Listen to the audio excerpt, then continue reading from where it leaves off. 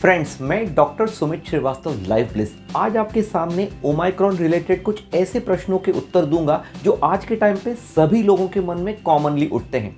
Discussion को आगे बढ़ाने के लिए हम एक क्वेश्चन एंड आंसर फॉर्मेट में आपके सामने इन डाउट्स को क्लियर करने की कोशिश करेंगे। बढ़ते हैं हम हमारे पहले क्वेश्चन की तरफ। डॉक्टर, ये ओमाइक्रॉन क्या है और इसे वेरिएंट ऑफ कंसर्न क्यों कहा जाता है?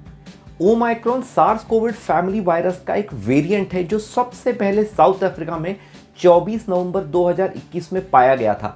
WHO ने ओमाइक्रॉन को वेरिएंट ऑफ कंसर्न इसलिए कहा गया है क्योंकि इसके स्पाइक प्रोटीन में 30 टाइप के म्यूटेशन देखे गए हैं, जिसकी वजह से ये वायरस इनके पहले वाले वेरिएंट्स के कंपैरिजन में इन्फेक्शन ज्यादा मात्रा में फैलाने की ताकत रखता है। डॉक्टर साहब, क्या रूटीनली किए जाने वाले RT-PCR टेस्ट से ओमाइक्रॉन वेरिएंट का पता चल सकता है? RT-PCR टेस्ट प्राइमरीली 3 टाइप के प्रोटीन्स को डिटेक्ट करता है: स्पाइक प्रोटीन, एनवेलप प्रोटीन और nucleocapsid protein.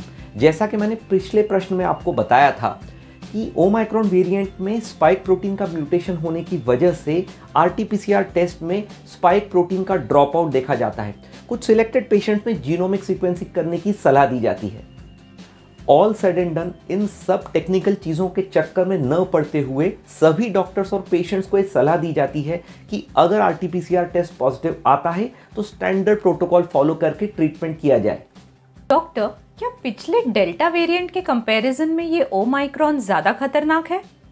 WHO, world health organization, CDC, central disease control Atlanta और कई कोविड एक्सपर्ट्स का ये मानना है कि पिछले डेल्टा वेरिएंट के कंपैरिजन में ओमाइक्रॉन वेरिएंट कम घातक है, ऐसा लगता है।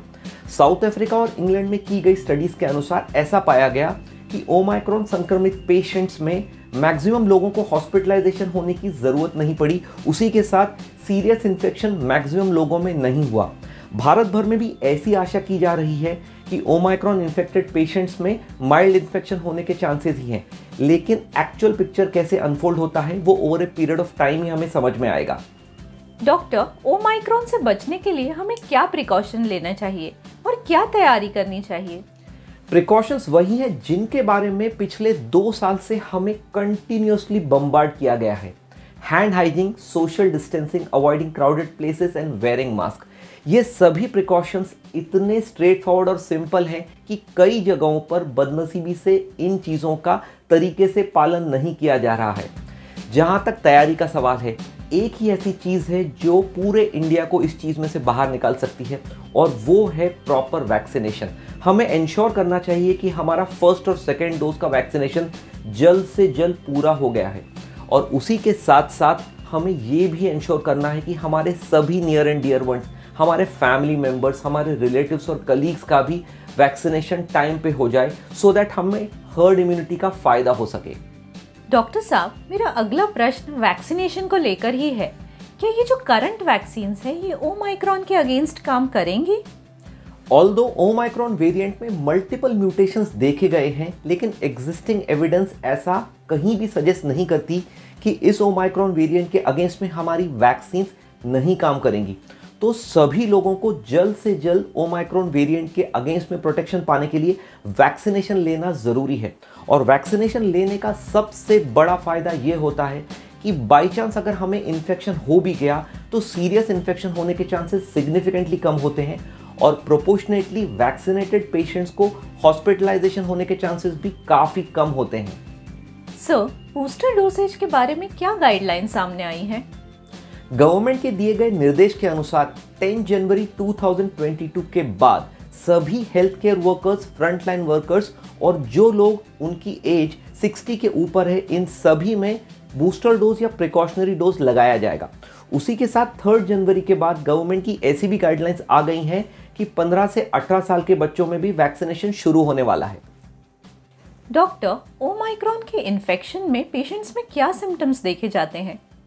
जब भी किसी वायरस में म्यूटेशन होता है तो उसके सिम्टम्स में भी थोड़ा बहुत चेंज आ जाता है। ओमाइक्रॉन वेरिएंट में जो कॉमन सिम्टम्स देखे जाते हैं वो है फीवर, कोल्ड और सोर थ्रोट। कुछ पेशेंट में जनरलाइज्ड वीकनेस, बॉडी एक या हेडेक की कंप्लेंट भी सामने आ सकती है।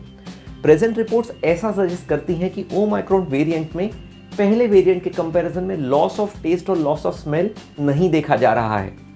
Sir, as a treating doctor आप अपने व्यूअर्स को या पेशेंट्स को कोई फाइनल मैसेज या वर्ड ऑफ कॉशन देना चाहेंगे? WHO ने अपनी वेबसाइट पर एक बहुत अच्छा मैसेज दिया है। Be informed, be prepared, be smart, be safe and be ready to fight COVID. मैं आप सभी को जाते जाते कुछ इंपॉर्टेंट टिप्स देना चाहूंगा। रैंडम और non authentic sources of information from internet, social media और न्यूज़पेपर पर बिल्कुल भी विश्वास न करें। In case of any doubt अपने ट्रीटिंग डॉक्टर को डेफिनेटली कांटेक्ट करें और एक सही तरीके से सटीक इंफॉर्मेशन पाएं। रोज के केसेस का हिसाब रखने की कोई ज़रूरत नहीं है। आज इतने केसेस पॉजिटिव आए, इतने लोग हॉस्पिटलाइज हुए, इतने लोगों की मौत हुई, इन सभी नंबर्स का आंकड़ा आपके दिमाग का स्ट्रेस बढ़ाएगा और उसी के साथ साथ आपके आसपास वालों की एंजाइटी भी बढ़ा देगा। सभी प्रिकॉशंस को फॉलो करके अपनी इम्यूनिटी बढ़ाने के लिए डाइट, एक्सरसाइज और मेंटल हेल्थ पर पूरा फोकस रखें, so that in a rare possibility अगर बाई चांस आपको इन्फेक्शन हो भी जाए तो उस इन्फेक्शन को फाइट करने के लिए आपको ताकत मिल सके और आप उसको सही तरीके से झेल सके। फोर्थ और मोस्ट इंपॉर्टेंट टिप है, अगर कोई भी सजेस्टिव सिम्टम डेवलप होता है तो तुरंत बिना डिले किए अपने ट्रीटिंग डॉक्टर को कांटेक्ट करें और दिए गए इंस्ट्रक्शन के अनुसार टेस्टिंग और ट्रीटमेंट कराएं। पिछले 2 साल में हम सभी डॉक्टर्स का एक स्ट्रॉन्ग ऑब्जर्वेशन रहा है, जो भी पेशेंट अर्लीस्ट पॉसिबल बेसिस पर अपना डायग्नोसिस कर लेते हैं वो कॉम्प्लिकेशंस में पड़ने से अपने आप को डेफिनेटली बचा लेते हैं और उसी के साथ साथ उनका ट्रीटमेंट का रिस्पॉन्स भी सही तरीके से मिलता है। बॉब मार्ली का कहना है, you never know how strong you are until being strong is your only choice. Friends, be mentally strong, stay physically strong.